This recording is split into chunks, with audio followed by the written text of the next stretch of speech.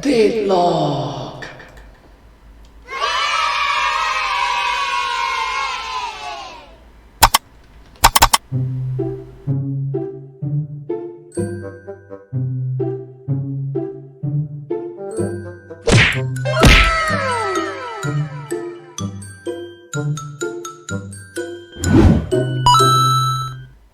Hello everyone, welcome to this video. In this video I'll be reacting to one of the early uploads from the YouTube channel The Game Theorists, and this is about the Deadlock. Anyways, this video came out in the year 2017, so I think it's around 4 years ago. Let's start.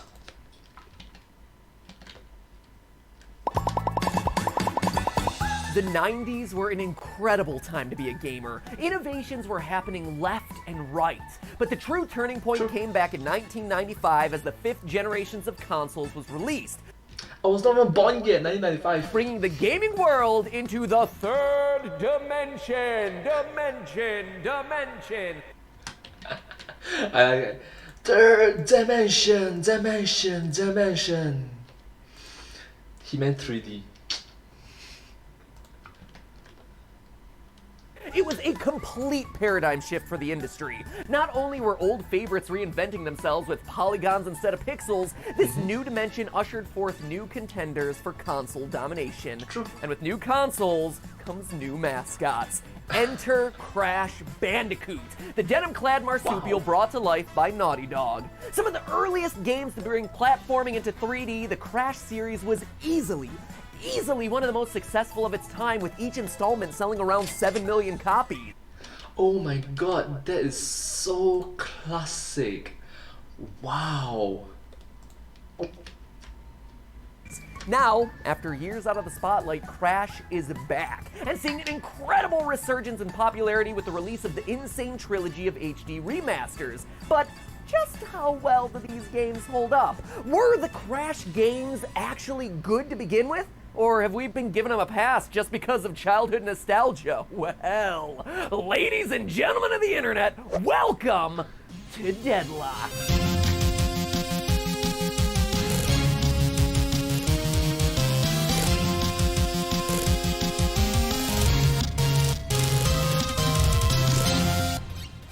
Deadlock.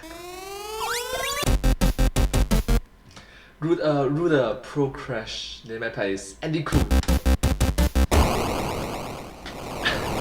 Wait, Matt, I'm confused. Didn't you already do a Deadlock about whether or not Dark Souls sucks? Oh, I get it. Is Crash the new Dark Souls? Nice dead meme there, Ryder. By the way, I'm surprised you've even played a Crash Bandicoot game, considering it's not a narrative-driven game about angsty hipster teenagers.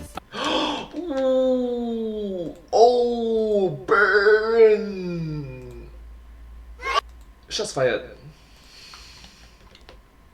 Okay, just because I love Life is Strange, Gone Home, Night in the Woods, and Oxenfree doesn't mean that those are the only games I play. I am a massive fan of 3D platformers and have been my entire life. And Like for example, Super Mario. Considering I'm one of the only people on this channel who has ever even talked about Crash Bandicoot, Maybe there's a reason for that. I feel more than qualified to step in and defend my boy Crash. And as you can see, I've come prepared, so let's not waste any time. Hurry up, get this done. There's a new Life is Strange episode out. So predictable. Anyway, if we can actually get to the debate now. With pleasure. Crash Bandicoot was and still is one of the most important franchises in the entire history of 3D platformers. It was a pioneer of the genre that boasted amazing graphics, memorable characters and music, and challenging design. And despite being Beautiful game. Oh, is it alright just to take a break and say that, wow, the new format for the Deadlock is quite interesting. the new kid on the block, Crash did the impossible, rising above its competition to become a truly viable rival of both Mario and Sonic. Look at the sales charts and you'll see that all three of the original Crash games are in the top 10 most sold PlayStation games of all time, right alongside Final Fantasy, Metal Gear Solid, and Gran Turismo? Yeah, I never really understood that one either. Long story short, Crash was one of the biggest reasons that PlayStation would come to rule the AAA PS4 x PS4. Then right now is PS5 or X. PS5. gaming industry and continue to dominate it to this day. Without this spinning Bandicoot, gaming would look a lot different. Yeah, sure. Too bad the games were garbage. Whoa! Whoa! Whoa, whoa, whoa, whoa, whoa, whoa, whoa, whoa, whoa! Matt, that is a strong claim. Are you sure you're ready to fight your case here? More than ready, Ryder. Just because a game sells well doesn't make that game good. Take, for instance, the Oh, ouch. That very burn. first game, the one that apparently was so instrumental to the rise of PlayStation. This game has aged so poorly that it's borderline unplayable today. You know what's a bad idea, Ryder? Making a 3D game that controls with 4 directional pads. He can only move in 8 directions, and there was no analog control capabilities. Couple that with deceptively heavy physics, and you somehow manage to have controls that are both stilted and slippery at the same time. Crash feels sloppy and sluggish, and compare that to Mario, whose first fully 3D game, Super Mario 64, was an innovative powerhouse. Full analog control support allowing for complete 360-degree movement. Controls aren't a chore, they're fun. Running in circles, long jumping in wide open fields. It was awesome. Well, of course Mario 64 was the more revolutionary title. It was made by Nintendo, literally the biggest company in the industry at that point. That's true, because, well, Nintendo is quite big, so... They had the time, money, and resources to make something revolutionary. Naughty Dog had a 7-person staff, $2 million, and 0 experience making platformers. So for the company to take on a task as monumental as creating one of the first fully 3D action platformers was incredibly ambitious. And keeping in mind that this was also the year of Bubsy 3D, I think we can all agree that Crash Bandicoot turned out pretty dang good, all things considered. Fair enough. Fair enough. I can totally respect a small team working with minimum resources to create something that they're passionate about. I like to think that that's something we do here on the channel all the time. But even... That's true. I like to think that it's something that we do in game theory. A small team should be able to understand the basics of level design. Crash can barely even be described as a 3D platformer. A good number of its levels were side-scrollers with a locked camera. And what 3D levels it did have were all a bunch of linear, uninspired hallways that made up for their lack of interesting design with pitfalls, cheap deaths, and action set pieces that distract you from the fact that all you're actually doing is going in a straight line. But they somehow even managed to screw that one up, Ryder, because as good as the game may have looked at the time, depth perception is a cruel, cruel mistress in Crash Bandicoot. Trying to gauge whether or not you'll actually land a jump at any given moment is next to impossible, and made even worse thanks to how heavy Crash actually handles. Plus, the game often breaks established platforming rules. The infamous boulder chase sequences when you're having to run towards the camera with no way of seeing what obstacle is coming next, giving you little to no time to properly respond to the chasms and obstacles ahead of you. It is nothing but trial and error and memorization. And if that isn't frustrating enough, in the original game, remember, they expected you to have to play levels perfectly in one try just to even save the game. Oh, no way. Well, that explains why it's not that good. Like for example, the platform, right? If you're being chased by a boulder, normally you go straight, go forwards. It's not go towards. Yeah. Well. In their defense, this is still a pretty new genre back then. So, yeah.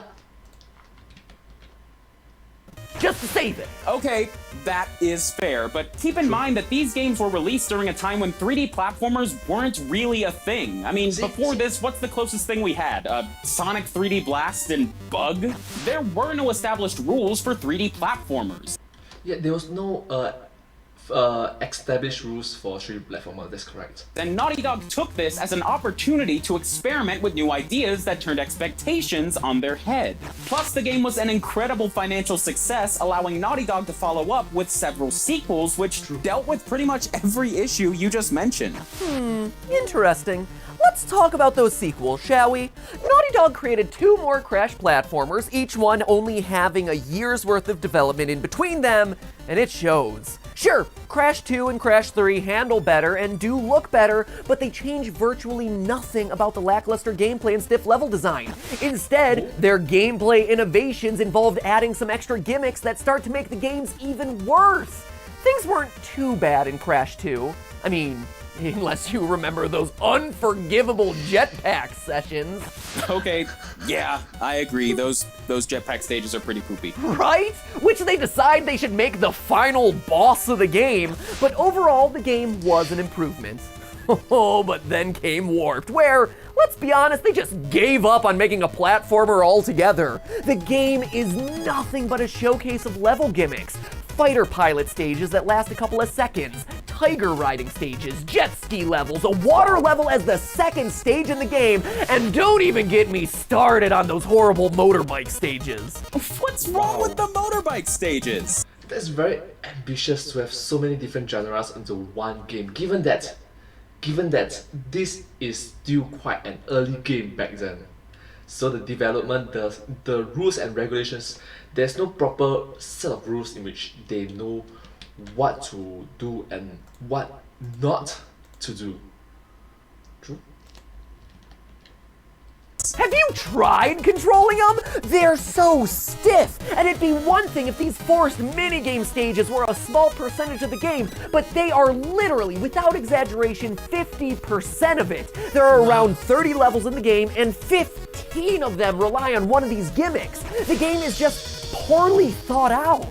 If Naughty Dog wanted to make a racing game, then they should have just made a racing game. Oh wait, they did, the very next year. Huh, it's almost like they used this game as a means of testing out what cash grab spin-offs they could manage. My cold, cynical heart aside though, if you bought It's a secret demo. this game expecting to be a 3D platformer, sorry. Okay, I'll concede that Crash's reliance on vehicle sections did get kinda tiring as the games went on, but when the game was just being a straight-up platformer, it was untouchable. For those who weren't there, it's difficult to convey just how intense of a shift the leap into fully 3D polygonal gaming was for the industry. Up until Crash's release in 1996, platformers moved left, right, and maybe if you were lucky, up and down. But once that Z-axis got added and game worlds started to become bigger and more open-ended, there were a lot of longtime gamers who just couldn't keep up. You've said yourself on this very show that you know several people who just gave up on video games once they moved into 3D, so needless to say, the 5th generation of gaming consoles was pretty intimidating at the start. And Yeah, that's correct, that's correct. At the start, right? At the start, 3D animation, 3D games were not that good, in which it sort of just makes the older generations of individuals who played 2D games to just sort of give up. Sort of. Just saying. Crash Bandicoot, with its appealing characters and graphics, unintrusive story, linear design, accessible gameplay, and balanced mix of 2D and 3D levels, and you have the perfect starting point for those who may have been overwhelmed by 3D gaming. Sure, but instead of working to make a better platformer with more interesting and creative level designs as their experience as designers grew, and as gamers became more adept at navigating in 3D, they instead descended into gimmicks. For instance, Crash Warped introduced a Mega Man-styled power-up system where you would receive a new ability after defeating each boss. Double jump, bazooka, glide. Yeah, point being? Power-ups that could only be used in traditional Crash platforming levels. Well, too bad half the game is vehicle sections, and even when you are allowed to use them, you never need to. Good level design presents you with a challenge that requires you to get better at using your new skills. But you can just get through the entire game of Crash without ever needing to use the power-ups. In fact, the developers implemented them so lazily that they actually put up signs in levels reminding you to use them. Even though, once again, you don't have to. Okay, come on. How many times in a 3D Mario game has Nintendo, freaking Nintendo, resorted to just stitching an arrow into their level somewhere just so the player knows where the heck to go? But there's a difference between tossing in an arrow to give the player extra direction in a large open area and literally having to signpost your game just so players remember that they have the ability to double jump. Seriously, without exaggeration, I forgot that I got the power-up the first time I played, and when that happens to gamers, that is a problem. Sounds more like a... Oh, that's true. I mean, that's true. problem with your memory, Matt, because this game was designed so that every player could approach each level the way they wanted to. Those who wanted that extra challenge could easily just not use the power-ups. Players wanting to go through the game casually could utilize those power-ups to save themselves from hazards. It kept gameplay fresh for Crash veterans, and on top of that, those who wanted to go for 100% completion needed, I repeat, needed those power-ups to access secret pathways. Oh. Which reminds me, secrets.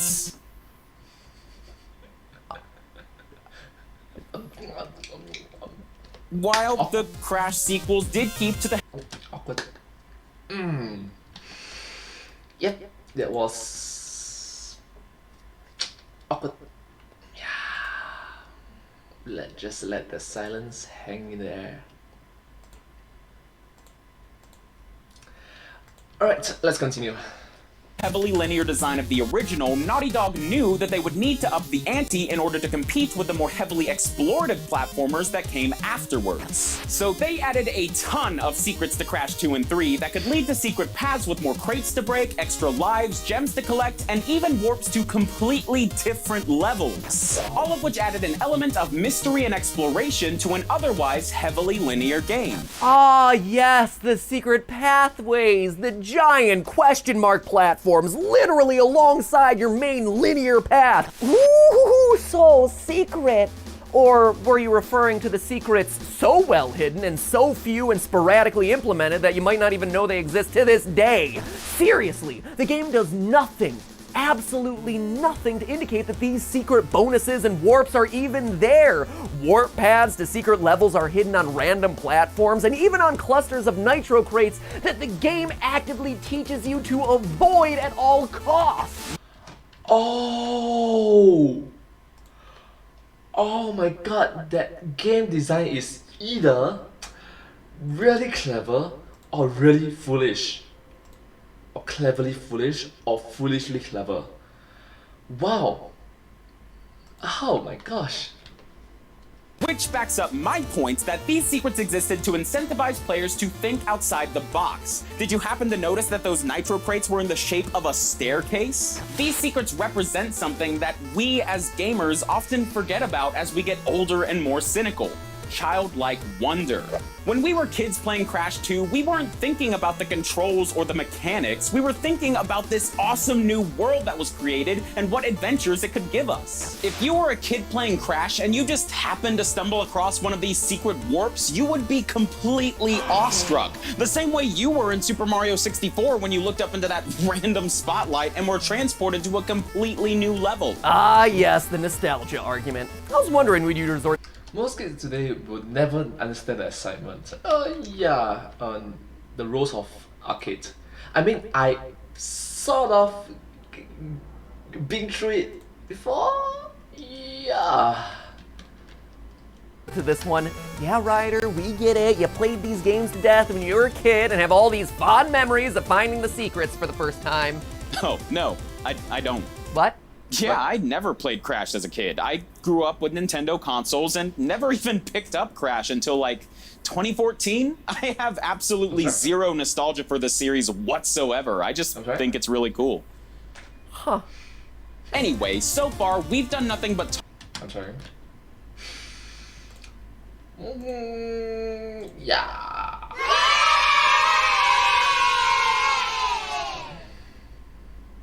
Yeah, so that happens. Talk about the original PlayStation 1 Crash games, but we're forgetting one big thing.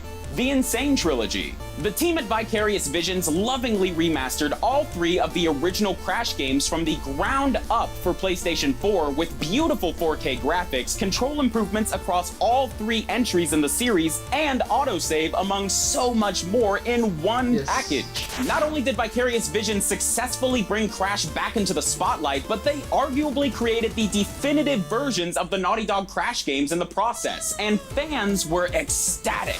I mean, did you see the reaction that Crash got at E3 2016? The crowd was roaring before the announcement had even been made. They were that excited for the return of Crash. And once the game actually came out, it took the gaming scene by storm, spawning memes from the literal moment it was released, receiving very positive review scores, and managing to get played by all the biggest YouTube gamers. Yeah, as a rage game to make fun of how challenging it was. Challenge, mind you, that's built on being unfair rather than being difficult to execute on. You made the joke earlier about the whole Dark Souls meme, but Dark Souls is built on pattern recognition and reaction. So, what you're trying to say that there's a difference between game fairness and game difficulty? Huh. Time. By the time you get to the end of the first Crash game, you're literally forced to inch through levels at a snail's pace to avoid instant death trap after instant death trap, disrupting the organic flow that other, better platformers have. What's the point of having a life meter when you're constantly dying down pits trying to figure out where the next invisible plank on your bridge is? And the remaster only made things worse by frustratingly rounding off Crash's hitbox, causing you to get hit by enemies or slide off platforms for seemingly no good reason.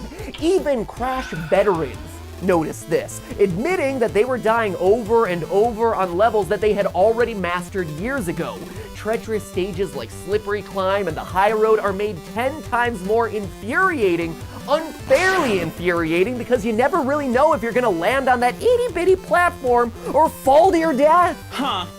You know what? Maybe Crash is like Dark Souls, because all I'm hearing right now are the complaints of someone who needs to get good, Matt Pat. Wow, Ryder, you are on fire today with the dead memes. Memes as dead as the Crash Bandicoot series. Oh, note that MatPat he's sweating, so probably he was filming this on a hot day. Thank you. Do your best. Anyways, let's continue.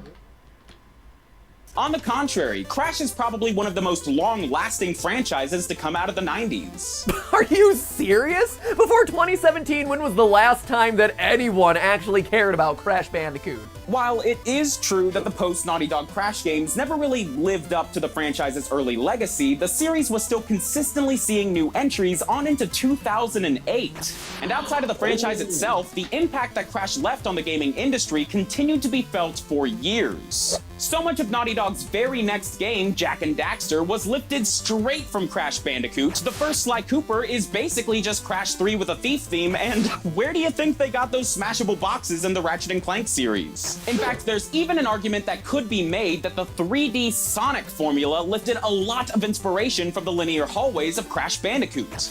Oh, Ryder, I don't think that's a comparison you want to be making, buddy. Regardless, at the end of the day, whether it's your cup of tea or not, Matt, the Crash Bandicoot series is important. Without it, PlayStation might not be the juggernaut that it is today, and we may have never seen modern masterpieces like Uncharted and The Last of Us. And also, since PS5 have grown so much to the point in which since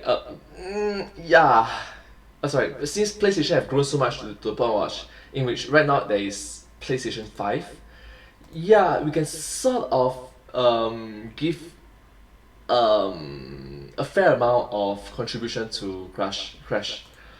Yeah.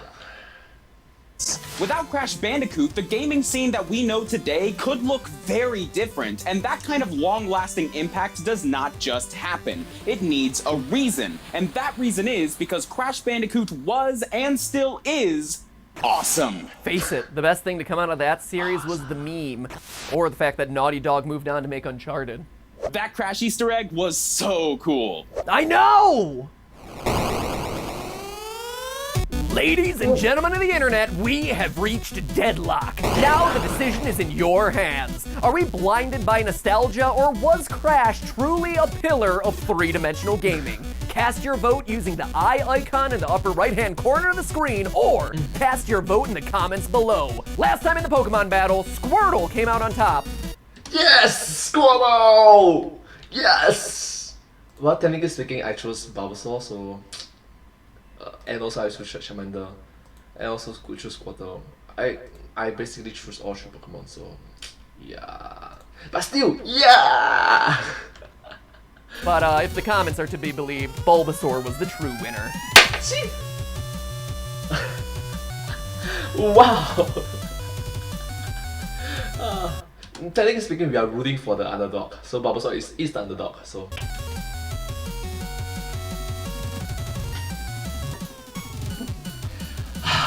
So, which one is better? Is it a good game or is it a bad game? Thank you so much. Please leave a comment down below if you have anything to share with us. Thank you. And yeah, this video that I just reacted to came from the YouTube channel The Game Theorists. Their videos are awesome and I hope that you will like this video as well. Yeah, their videos are awesome. Please check them out. And if you do like my videos, please consider to like, share, and subscribe to my channel. And also comment down below if you have anything to share with us. You know, just comment down below. And also follow my channel. Thank you. And I'll see you next time. But hey, that's just a case. But hey, that's just a theory. A game theory. Thanks for watching.